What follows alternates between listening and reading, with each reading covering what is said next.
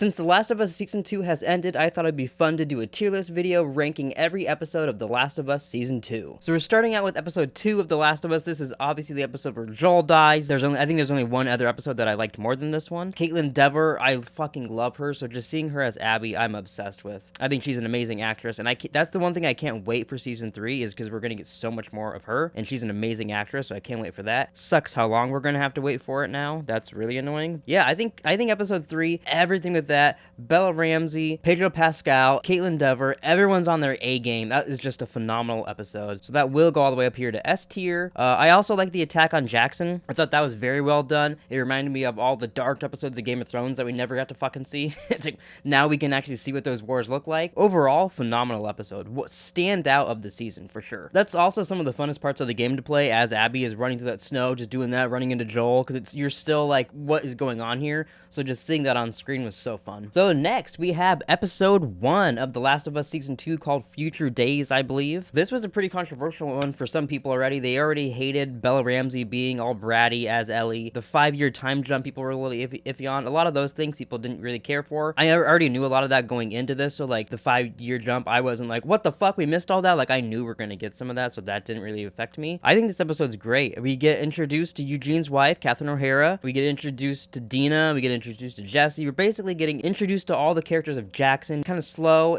Honestly, this is the pace I kind of prefer with this show. It just being slow and letting you build in things. That was what I really liked about season 1, and this season did rush through a lot of things. So I enjoyed this one, but it's one of the few episodes that are just like slow and let you kind of sit in the world. But I'm gonna put this one in A tier. I think it's a solid episode, unless I'm forgetting a couple things. Nothing like nothing special in it, but it's still a fun episode. Now we're on to episode 5. Bella Ramsey finally gets to kill someone as Ellie. Fucking, we've been waiting all season for her to start killing Abby's crew. This is one of my favorite bits of the game, all leading up to this bit, chasing down Nora, all that, their conversation, her calling Joel a little bitch and saying he got what he deserved. All of that. I love that in the game. And they did kind of rush through it in the show, her sneaking into the hospital. That's one of my biggest criticisms of the season, is it seems like every single gameplay moment they just snipped out, and I think a lot of these places we need a gameplay moment. Kind of like how they did the sniping scene in the first season with Joel. He very quickly got to that house, but we still got a little bit of him kind of doing the gameplay. You know, I felt like we kind of skipped over so much of that this season. But for this episode now, it was so intense with Nora. We got introduced to spores finally. The cold open in this episode is phenomenal. That's one of the best things they have going with this show, is their cold opens are great. And their set design. HBO is fucking great with their sets, especially with this show and the rehearsal. If you don't watch the rehearsal, fucking crazy sets on that show as well. I'm gonna put this one up to A as well.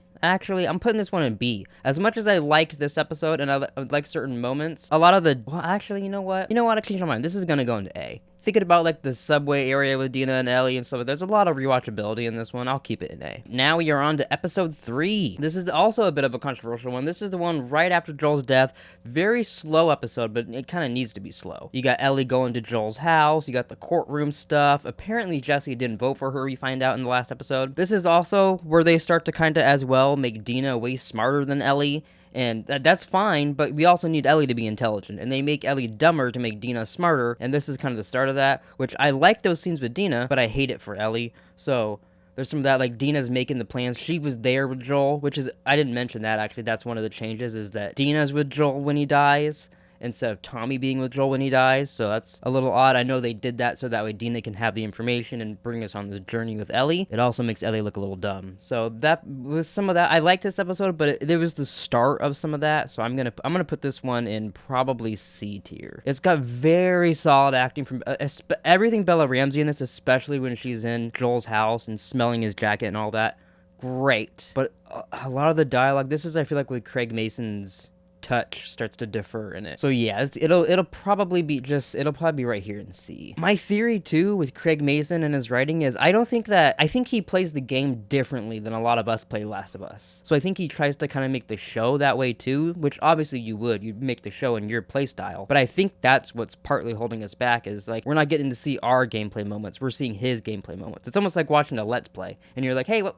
I didn't play it that way. It's almost like that, but he's making a TV show. Ooh, okay, we got episode introducing Isaac. This is episode 4, I believe, if I'm keeping track of this right. I love Isaac as a character, especially because he's played by Jeffrey Wright in the video game and in the show. I love him in Westworld. I love him in so many things. But Westworld's where I first got introduced to him. I fucking love Isaac, especially this scene here with him in the kitchen interrogating that guy, interrogating the Seraphite. What sucks about ranking this in the season is this is a good episode, but for the season story, doesn't really matter because Ellie and Tommy and Joel and everybody in this, none of them really have anything to do with the Seraphites and the wolves. Yes, they kind of get introduced and they wolve in between each other here and there a little bit, but like it's ultimately they don't matter.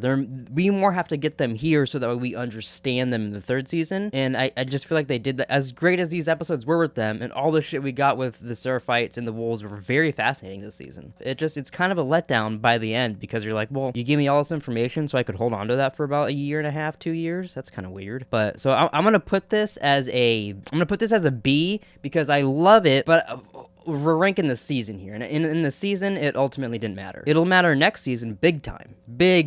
But right now it doesn't really matter as much as I love it, and it kind of hurts me not to put that as an S tier episode. It just doesn't matter for the story.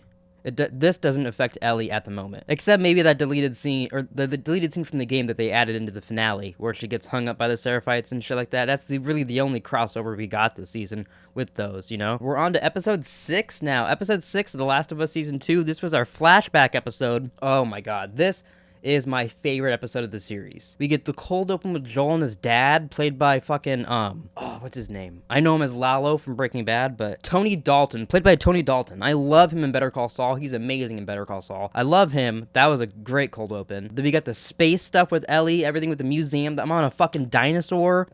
Just great. All around great. We get the porch scene at the end, which I don't like the placement of it in this season, but I understand why you would put it here and not want us to wait till next season to get that scene and things like that, because in the video game, that's like the second to last scene you see. All that being said, I'm putting this up into S tier. This is probably my favorite episode of the series. I also loved getting to see the origin of Ellie's tattoo, like just getting all of that and him, Joel, like asking questions about it with thinking it's a butterfly, but it's a moth, and just all the little extra information we got in there. That's great. This episode reminded me a lot of season 1, where it like, yes, it's an adaptation of the game, but season 1 almost felt like you're watching the game and then every once in a while you get a deleted scene from the game and you're like, oh cool, new information. And season 2 just kind of felt like very different most of the time, but this episode felt like, oh okay, next time I play the game I can think of some of these moments and it'll kind of affect the story. But alright, we're down to the very last episode, the season finale of Last of Us Season 2, episode 7, called Convergence. Oh boy. So this one is very rushed through. So for the most part, it's kind of just Ellie trying to track down Abby like she's been this whole season. She's with Jesse this time because Dina got shot with an arrow last episode, or 2 episodes back, but there was, you know, some shit in between. They changed how she killed Mel and Owen. Apparently that was a big reshoot. You can kind of see there's little snippets online of what originally that scene was supposed to look like. They reshot it. I'm very curious why. She shoots him, it goes through him and hits Nora in the neck.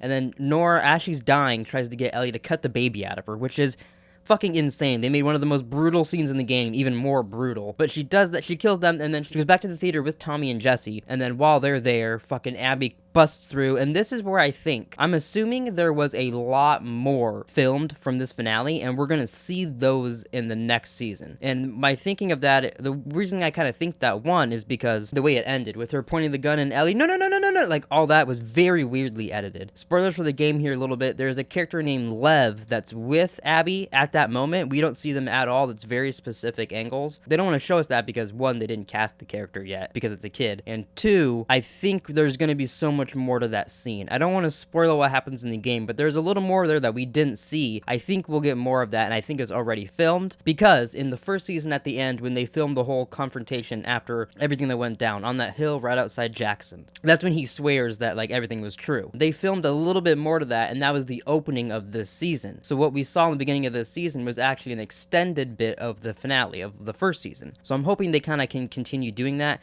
and then maybe the opening of the next season we'll either get the big version of that scene, or when we finally get caught up to there with Abby, we'll get the longer version of that scene, and it'll actually go on for a few minutes instead of just being quickly edited. At least I hope so. That's the vibes I got. I wish I could go more into detail, but I don't want to spoil what happens there. But I think they already filmed all of that. I really liked this episode. I thought it was a very good episode. Horrible finale, I think. It's just an odd place to end for the show. I get why they did that, and going into the season, this is exactly where I thought they would end it, but just doing that, and then Abby wakes up, she sees Seattle day one. Very funny to me. That really cracked me up, just because I know how many people are gonna get mad about that. I'm gonna have to put this in a B. I enjoyed it, and I had fun watching it, but when it ended, I was like, fuck. That's it? Fuck. How this season all built up, it worries me that there's gonna be no payoff next season, because they fumbled this side kind of with all of that with Ellie and Dina and Abby and whatnot. I think they did great with Abby as a character, but I think they gave us way too much information in the beginning about Abby, not enough information in the middle of the season because it's a TV show. Like, they really needed to just cut back and forth, not do it how they did the video game. But unfortunately, that didn't happen, and we got what we got. So, but yeah, so this is my tier list for the show. We got 2 in S, 2 in A, 2 in B, and 1 in C, which ultimately is still a pretty good season. To me, this season just felt like we know we will get another season. So let's just kind of do, like, it felt safe. They gave their hearts into season 1, and they were comfortable this season. I don't know, it's just kind of disappointing, to be honest. But alright, that's gonna do it for my tier list ranking for The Last of Us Season 2. If you enjoyed this video, please like and subscribe. Let me know your ranking down below, and we'll see you guys next time.